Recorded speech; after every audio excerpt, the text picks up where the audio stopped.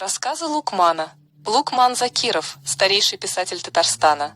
Ему 97 лет. Меня зовут Алиса, я подбираю его произведения для их озвучки и размещения в интернете. Чауфри. Чауфри – явление новое не только для россиян, но и для всего мира. Однако по некоторым принципам оно имеет сходство с весьма знакомым для россиян явлением монашеством, ведь общим принципом для первого и второго является отречение от детей. В США чауфри – это устоявшийся феномен, где имеется 40 организаций, и каждая из них насчитывает несколько тысяч участников. Согласно статистике, процент женщин, сознательно не желающих детей, ежегодно увеличивается до 25%. Среди белых женщин с высшим образованием процент чауфри выше, чем среди прочих. Для России чауфри достаточно новое явление. На сегодняшний день существует чуть более 10 открытых и столько же закрытых групп чауфри. Но открытых, в скобках заметим, сейчас, наверное, уже нет. Чауфри. Да, данное общество насчитывает тысячи активных участников, которые с трудом защищаются от нападок церкви, прокуратуры и многодетных, которые считают, иметь детей положено. Это некий долг перед обществом.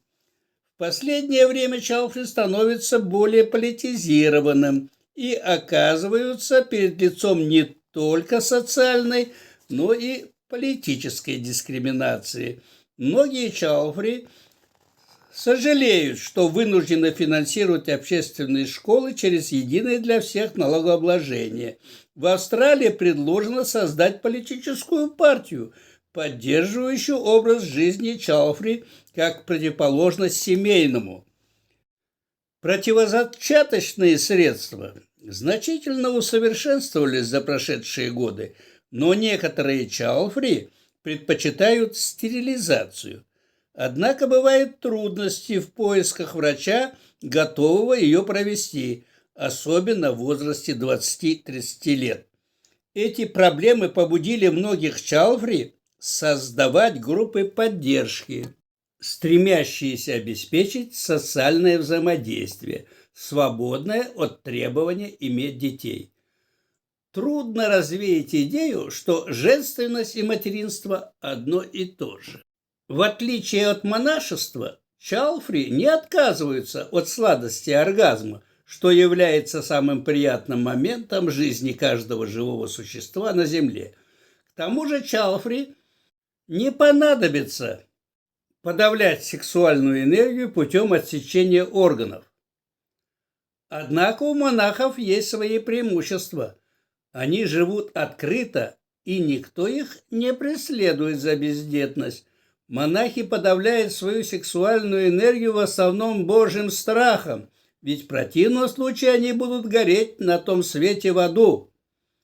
Вера в Бога у чауфри пока что изучена слабо, но их бездетное наслаждение сладостью оргазма освещено в различных изданиях.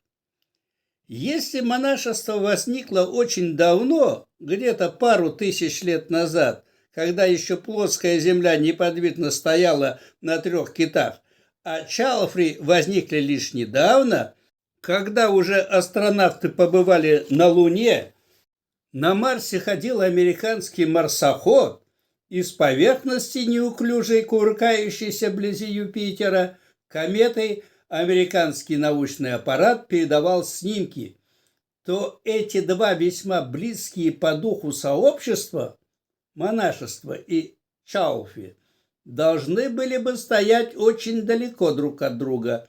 В самом деле так оно и есть, ведь многие монахи – люди весьма ограниченные в своих суждениях и отказываются от детей лишь ради исполнения Божьего завета по самоограничению от сладострастия, тогда как безбожные чауфри делают это ради получения личной свободы, ибо современные люди часто страдают от своих дауноподобных или морально уродливых трудных детей.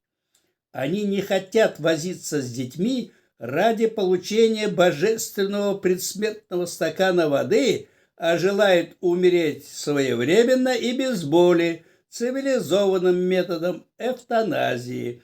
С этой точки зрения можно отнести к Чалфи даже Ленина, ведь он тоже не верил в Бога, наслаждался бездетной любовью, а под конец жизни вместо стакана воды, говорят, просил дозу смертельного яда.